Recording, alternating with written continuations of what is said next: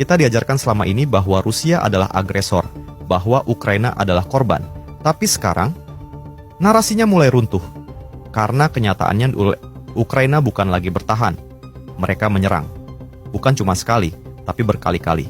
Dan bukan ke garis depan, tapi jauh ke dalam, ke jantung wilayah Rusia. Kota Iyevsk, Kursk, Oblast Voronezh. Wilayah yang selama ini dianggap aman. Kini porak-poranda oleh serangan Ukraina. Pabrik dihancurkan, jet tempur dibakar, bandara sipil berubah jadi kamp pengungsi. Dan Rusia, kalau selama ini mereka dituduh brutal, sekarang mereka benar-benar menunjukkan seperti apa brutal itu. Bukan cuma membalas, tapi mengatur ulang strategi. Bukan serangan acak, tapi serangan ke pusat logistik, jalur suplai, bahkan fasilitas rekrutmen tentara Ukraina. Mereka nggak cuma memukul, mereka menghentikan aliran darah ke tubuh militer Ukraina. NATO pun mulai panik, negara-negara barat mulai gelisah, karena skenario yang mereka takutkan kini jadi kenyataan.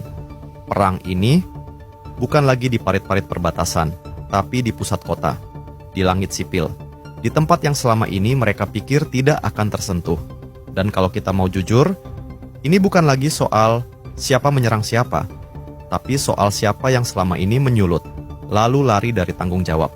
Di video ini kita akan bongkar gimana Ukraina justru memicu babak baru perang ini. Kenapa serangan Rusia kali ini jauh lebih besar, lebih sistematis, dan lebih menghantam.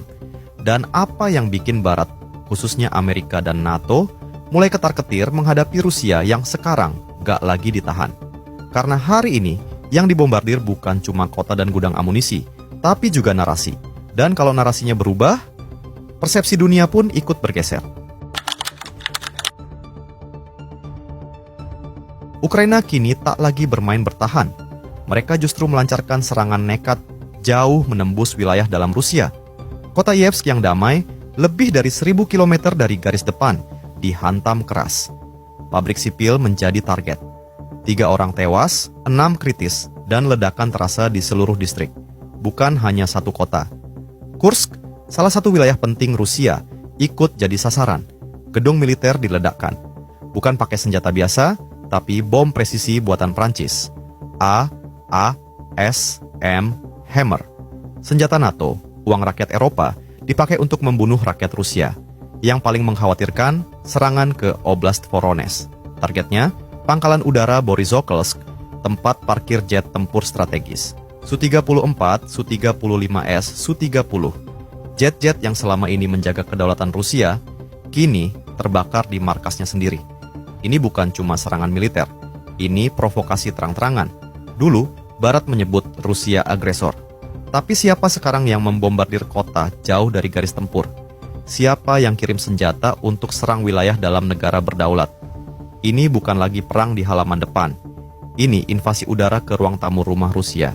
Dan jangan salah, Rusia tidak akan diam saja. Karena setiap provokasi, pasti ada konsekuensi. Serangan balik Rusia datang cepat, tanpa banyak basa-basi. Dan yang paling menakutkan, serangan ini bukan sekadar balas dendam emosional. Ini perang yang dipikirkan secara sistematis. Moskow langsung mengaktifkan mode serangan total. Mulai dari Kyiv, Lviv, Dnipro, hingga Zhytomyr. Kota-kota utama Ukraina dihantam serentak. Tidak satu persatu, tapi simultan seperti sebuah orkestra militer yang sudah lama menyiapkan pertunjukan ini. 540 rudal dan drone dikerahkan dalam gelombang pertama, di antaranya termasuk rudal hipersonik Kinzhal yang kecepatannya melampaui Mach 10. Tak bisa dicegat sistem pertahanan biasa. Ini bukan rudal kaleng-kaleng. Ini peluru berpemandu presisi dengan daya rusak psikologis dan material yang luar biasa. Serangan pertama belum reda, gelombang kedua datang lebih buas. 728 drone, 7 rudal jelajah Iskander, 6 Kinzhal. Total 741 senjata dilepaskan dalam waktu kurang dari 24 jam. Langit Ukraina berubah jadi panggung neraka. Namun, targetnya bukan hanya gudang senjata atau rel kereta api militer seperti biasanya. Rusia mulai menarget pusat rekrutmen militer Ukraina. Sinyalnya jelas, Rusia tak lagi hanya ingin melumpuhkan peralatan perang, tapi menghancurkan pasokan manusianya dari akar. Menghentikan aliran tentara bahkan sebelum mereka sempat masuk pelatihan. Ini strategi penghancuran ekosistem militer dari hulu ke hilir, tak berhenti di situ. Beberapa laporan dari intelijen barat bahkan menyebut ada warga Ukraina sendiri yang membocorkan koordinat target ke Rusia. Alasannya, tekanan, balas dendam, ketidakpercayaan terhadap pemimpin mereka sendiri, atau mungkin rasa putus asa yang tak tertahankan setelah bertahun-tahun hidup dalam bayang-bayang perang tanpa ujung. Dan jika laporan itu benar, artinya Ukraina bukan hanya kalah di langit, tapi mulai kalah di dalam dirinya sendiri. Sementara langit dihujani rudal, di daratan, mesin-mesin perang tak pernah berhenti menggeram. Konflik ini bukan lagi sekadar adu tembak. Ini adalah duel kecerdasan militer. Rusia memimpin dengan strategi militer yang makin presisi. Mereka menggabungkan drone pengintai berteknologi tinggi, artileri presisi berbasis GPS, hingga jaringan komando yang terintegrasi secara digital. Semuanya berjalan dalam satu ekosistem tempur terpadu. Begitu musuh terdeteksi, tak perlu banyak perintah. Serangan langsung diluncurkan, otomatis, cepat, dan mematikan. Ukraina tidak tinggal diam. Mereka belajar, mereka beradaptasi. Pasukan infanteri mulai dikombinasikan dengan drone FPV murah buatan sendiri. Taktik gerilya mulai dominan. Bergerak cepat, menyerang titik-titik rentan, lalu mundur sebelum musuh sempat bereaksi. Ini bukan perang konvensional. Ini permainan catur dengan nyawa manusia sebagai taruhannya. Salah satu medan paling berdarah saat ini, Pokrovsk, kota strategis di Donetsk, Donbas. Letaknya jadi kunci untuk jalur logistik dan pergerakan pasukan di timur. Rusia menggempur habis-habisan. Ukraina menggigit balik dengan brutal. Kota itu berubah jadi ladang perburuan. Tiap bangunan bisa jadi jebakan. Tiap sudut bisa jadi kuburan. Langkah demi langkah, pasukan Rusia terus menekan. Namun perlawanan Ukraina justru makin liar dan tak terduga. Banyak analis menyebut ini sebagai bentuk chaotic resistance. Perlawanan kacau yang justru efektif karena tidak terikat pola. Putin dalam pernyataannya menyebut operasi ini sebagai salah satu keberhasilan militer terbesar Rusia dalam 20 tahun terakhir. Moskow mengklaim telah menghancurkan lebih dari $2 miliar peralatan militer NATO, termasuk tank Leopard, HIMARS, dan sistem pertahanan udara canggih, hanya dalam hitungan minggu. Narasi Barat menyebut Rusia terjebak. Tapi realita di medan perang menunjukkan sesuatu yang lain. Rusia tidak terjebak. Rusia justru sedang mempersempit ruang gerak lawan. Perlahan tapi pasti, dan dunia mulai sulit membantah peta kemenangan di lapangan. Sementara roket dan drone menghujani langit Ukraina, tekanan lain datang dari arah yang lebih halus, namun tak kalah mematikan, tekanan geopolitik. Barat, yang sempat terpecah soal kelanjutan dukungan terhadap Ukraina, kini justru memasuki babak keterlibatan yang lebih dalam. Washington mulai menunjukkan tanda-tanda kegelisahan. Setelah sempat menghentikan sementara bantuan militer karena tarik ulur politik di Kongres, kini arah angin berubah. Donald Trump, yang sebelumnya dikenal cenderung skeptis terhadap perang ini, justru muncul dengan nada yang mengejutkan. Bukan waktunya mundur, ini saatnya kirim lebih banyak senjata.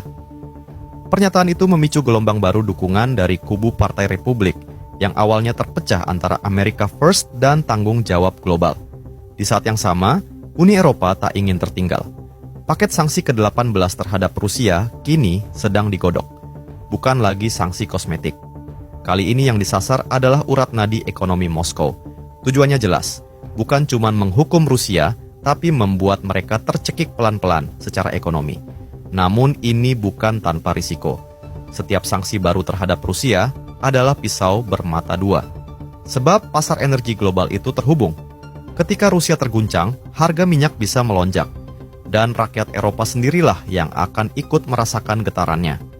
Lebih dari itu, eskalasi sanksi ekonomi ini juga membuka ruang untuk skenario yang lebih gawat. Rusia bisa membalas, bukan hanya lewat militer, tapi juga lewat dunia maya, intelijen, bahkan pemutusan pasokan kritis. Kini, pertempuran tak lagi terbatas pada daratan Ukraina. Medannya telah melebar ke ruang sidang parlemen, ke markas diplomatik internasional, dan ke kantor-kantor perusahaan energi global. Perang ini bukan lagi soal Ukraina versus Rusia. Ini adalah pertarungan antar peradaban dan kepentingan global. Dan Barat, yang dulu merasa bisa mengatur narasi dunia, kini mulai merasa dunia tak lagi semudah itu dikendalikan. Kita sedang berada di momen paling krusial sejak perang dimulai. Satu peluru lagi bisa memicu badai. Tapi satu keputusan tepat juga bisa membuka celah perdamaian. Semua pihak menahan napas.